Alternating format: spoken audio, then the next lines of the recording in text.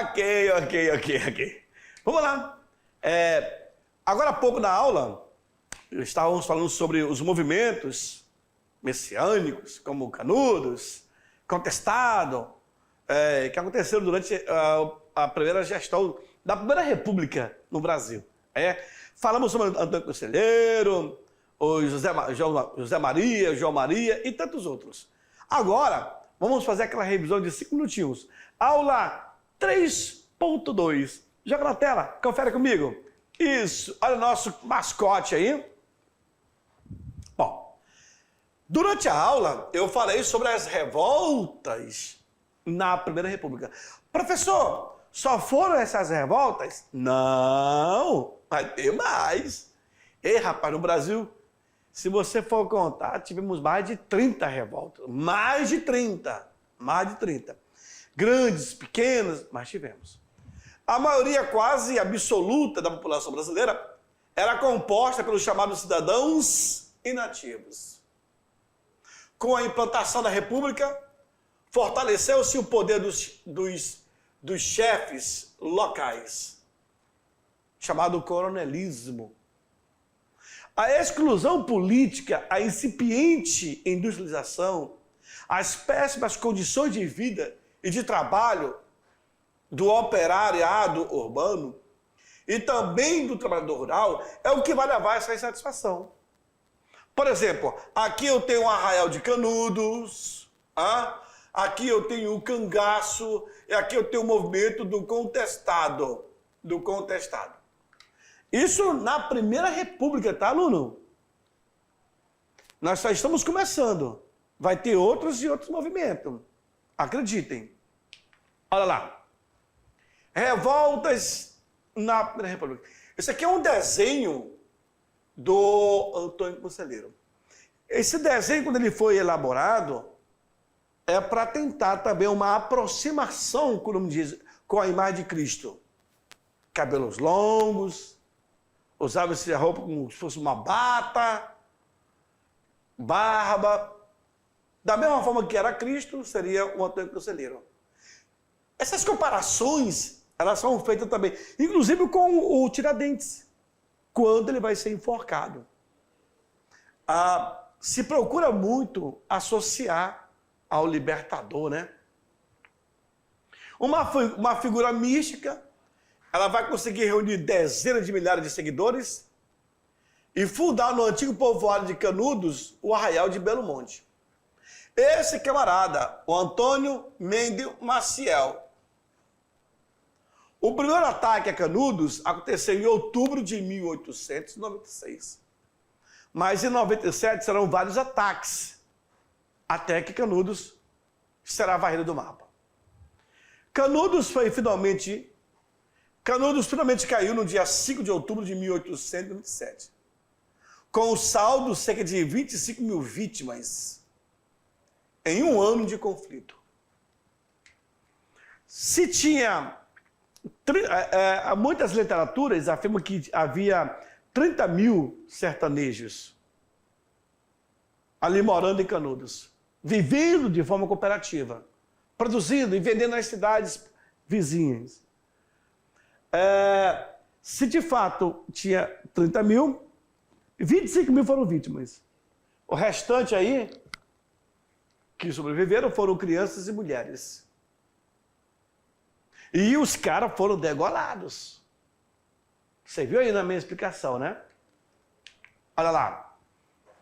Ainda nas revoltas da Primeira República, tivemos o cangaço, mais representado pela figura de Virgulino, o famoso Lampião. Formaram-se no Nordeste grupos armados que praticavam assaltos a fazendas e muitas vezes matavam as pessoas. Para uns, foi uma forma pura e simples de banditismo e criminalidade. Eu acabei de explicar para vocês que para alguns pesquisadores, historiadores, pessoas que se debruçam nesse tema, acreditam que esse movimento foi uma espécie de banditismo, de criminalidade. Outros já acreditam que foi uma forma de contestar a situação social, da forma como estavam vivendo. Entre os mais conhecidos grupos de cangaceiro do Nordeste, destacaram-se Antônio Silvino, Virgulino Ferreira, que entra para a nossa história como Lampião. Mas, professor, por que Lampião? Uma vez um aluno me perguntou, por que Lampião? Porque eles carregavam o lampião na cabeça? Porque eles usavam lampião? Não, aluno. Porque em um dos conflitos que eles tiveram, à noite, rapaz, era tanta bala, munições, era tanto tiro, que eles se escondiam, né? Se protegiam e atiravam de um canto para o outro. Pá, pá, era tanto confronto, era tanto tiro, que parecia luz de lampião. Chega, clareava a noite. É como se um foguete passasse na noite escura. E, nossa, entendeu? É isso aí, por isso tem lampião. Os caras eram fera. Continua lá. Fica sabendo, né? Ok. Também, por último, tivemos as revoltas na Primeira República do Contestado. Na fronteira do Paraná com Santa Catarina, em uma região passa a ser disputada, daí o termo contestado, pelos dois estados. Com o início da construção de uma ferrovia, que ligaria São Paulo ao Rio Grande do Sul, no ano de 1890. Muitos deles foram desalojados. Então, por onde iria passar a ferrovia, as pessoas que moravam no trajeto foram desalojados, os caras contestaram para não deixar esse empreendimento passar. Então, também o nome contestado. José Maria, que reuniu mais de 20 mil sertanejos, ele fundou com eles alguns povoados que compunham a chamada monarquia celeste. Então, tudo isso acaba gerando descontentamento durante o período da Primeira República. Agora, aluno, eu deixo você para fazer a atividade e daqui a pouco eu estou de volta para fazer a correção. Até já. See you, até breve, see you.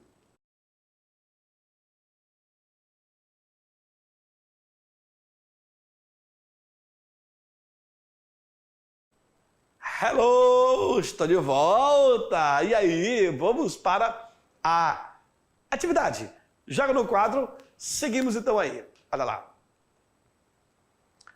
A primeira questão, ela vai trazendo o seguinte. Vejam. Nos municípios, fenômeno ligado à formação de poderes locais, vinculado a uma ampla clientela política, assentou-se uma sociedade agrária extremamente desigual. Com a implantação da República, fortaleceu-se o poder dos chefes locais. Estamos falando de, vamos lá, coronelismo. B, movimento messiânico.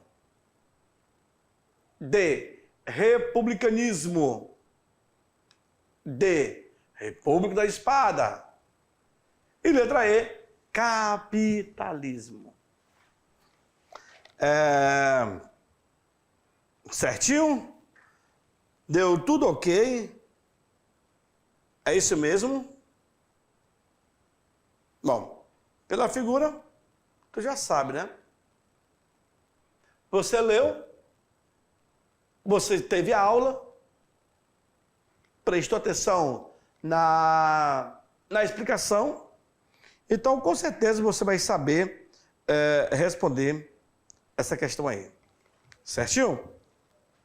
Vamos lá? Nos municípios, fenômeno ligado à formação de poderes locais vinculado a uma ampla clientela política, assentou-se uma sociedade agrária extremamente desigual. Com a implantação da República, fortaleceu-se o poder dos chefes locais. Aluno, nós estamos falando quem são esses chefes locais? Coronelismo, movimento messiânico, republicanismo, República da Espada ou capitalismo? Sabe responder? Tá fácil. A resposta correta é a letra A. Coronelismo. Certinho? Coronelismo é o termo. Segunda questão diz o seguinte.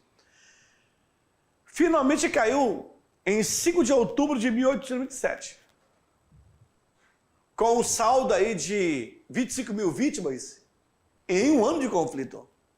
Belo Monte resistiu até o último homem.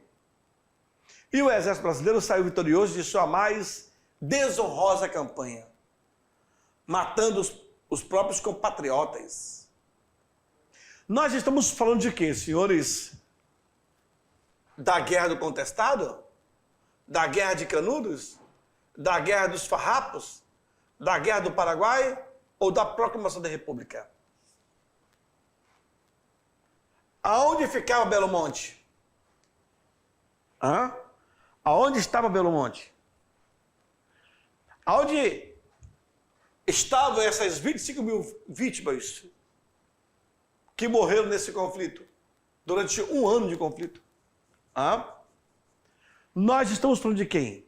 Da Guerra de Contestado? Da Guerra de Canudos? Dos Farrapos? A Guerra do Paraguai? Lembrando a vocês que a Guerra do Paraguai também teve esse mesmo episódio. As literaturas afirmam que foram mais de 30 mil pessoas mortas. Acreditam? Pois é. Mais de 30 mil é muita gente, cara. Muita gente. Mas aí, nesse caso específico, já sabe? Vamos lá. Fácil. Finalmente, Canudos caiu no dia 5 de outubro de 1897. Com um saldo de 25 mil vítimas em um ano de conflito. A cidade de Belo Monte, onde foi instalado o Canudo, resistiu até o último homem. Se fala que tinha 30 mil, só irá sobrar crianças e mulheres. Sei bem, vem para mim aqui. Me fez lembrar, por exemplo, a Guerra do Paraguai, onde as literaturas também relatam que foram para mais de 30 mil mortos e que só restaram crianças e mulheres. Os homens mesmos ativos foram mortos. A mesma narrativa, o mesmo discurso, o mesmo exemplo é dado a Canudos agora. Que também vai ser dado a guerra, a revolta da Armada. Basicamente, a mesma coisa. Parece que eles criam essa retórica de quantitativo, do restante, só foram crianças e mulheres que restaram e tal. Parece que é unânime. Sabiam? Vamos lá. Só para reflexão para vocês. Hora do Enem. Agora sim. Hora do Enem traz a seguinte questão. Vamos agora para a hora do Enem. O movimento não se rendeu. Resistiu até o esmagamento completo. Expugnado palmo a palmo. Na precisão integral do termo, caiu no dia 5 ao entardecer. Quando caíram seus últimos defensores, que todos morreram. Eram 4 apenas.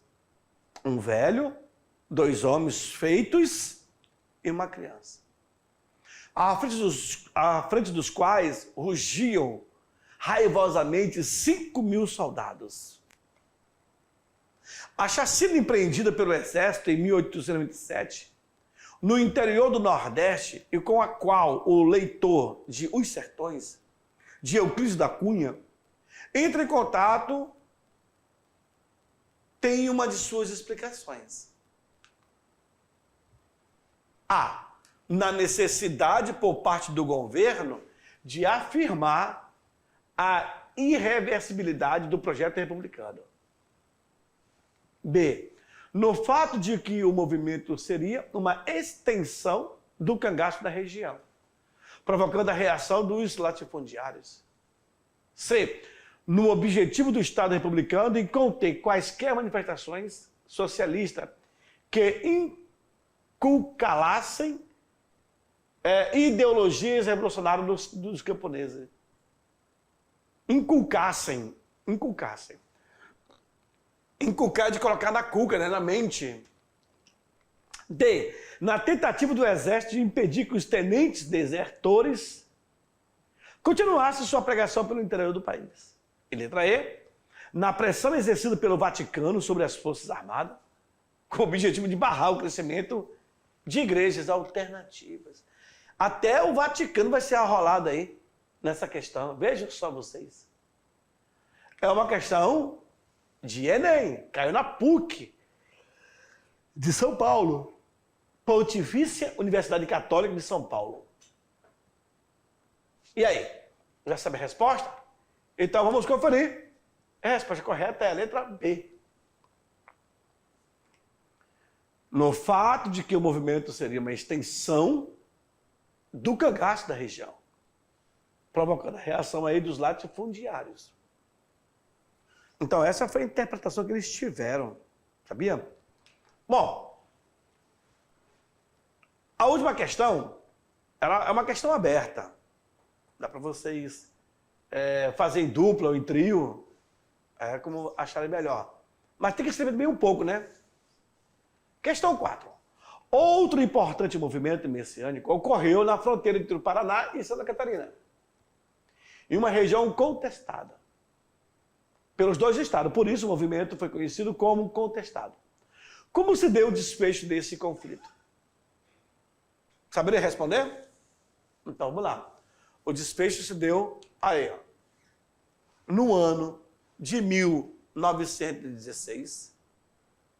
Os últimos núcleos foram arrasados por tropas de 7 mil homens armados de canhões, metralhadoras e até alguns aviões de bombardeio, que foi usado pela primeira vez no Brasil como arma de combate. Acreditem. Porque havia uma intenção de ser construída uma estrada de ferro do Paraná ao Rio Grande do Sul. Então, no meio do trajeto, havia moradores que irão contestar.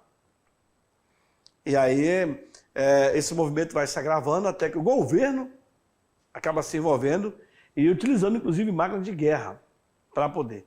E ele acaba em 1916. Tá bom? Visto que acaba por aí a situação. Ó, para a próxima, quer dizer, material complementar para vocês. Além de toda a explicação que nós tivemos, não esqueça de ler o nosso material complementar. Professor, foi junto com o material, tá?